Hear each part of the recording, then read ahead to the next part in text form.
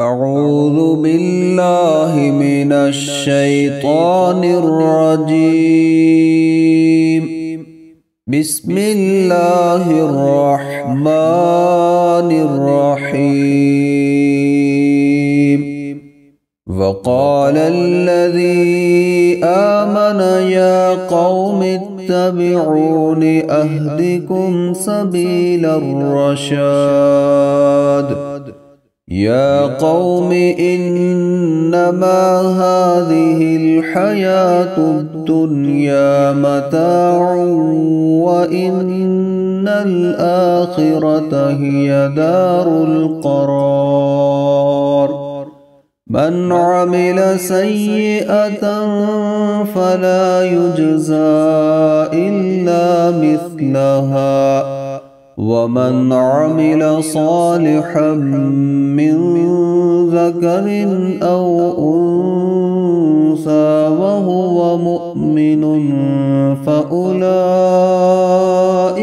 يدخلون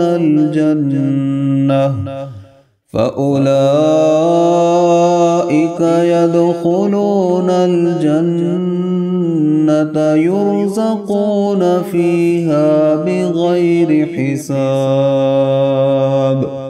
ويا قوم ما لي أدعوكم إلى النجاة وتدعونني إلى النار.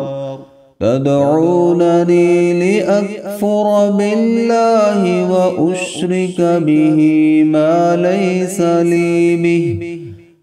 ليس لي به علم وأنا أدعوكم إلى العزيز الغفار. لا جرم أن ما تدعونني إليه ليس له دعوة في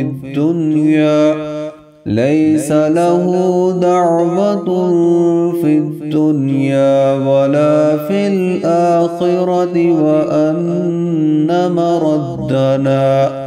وأن مردنا إلى الله وأن المسرفين هم أصحاب النار. فستذكرون ما أقول لكم وأفوض أمري إلى الله إن الله بصير بالعباد. فوقاه الله سيئات ما مكروا وحاق بآل فرعون سوء العذاب.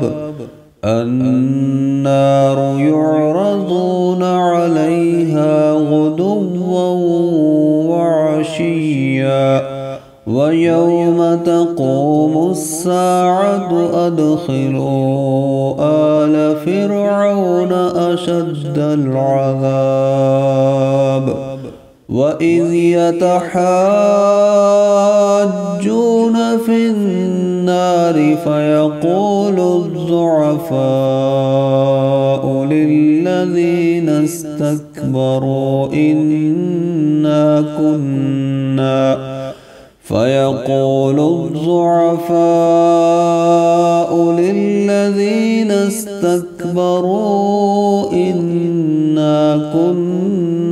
لكم تبعا فهل أنتم مغنون عنا نصيبا من النار. قال الذين استكبروا إنا كل فيها إن الله قد حكم بين العباد. وقال الذين في النار لخزنة جهنم ادعوا ربكم يخفف عنا يوما من العذاب. قالوا تك تأتيكم رسلكم بالبينات قالوا بلى قالوا فادعوا وما دعاء الكافرين إلا في ضلال.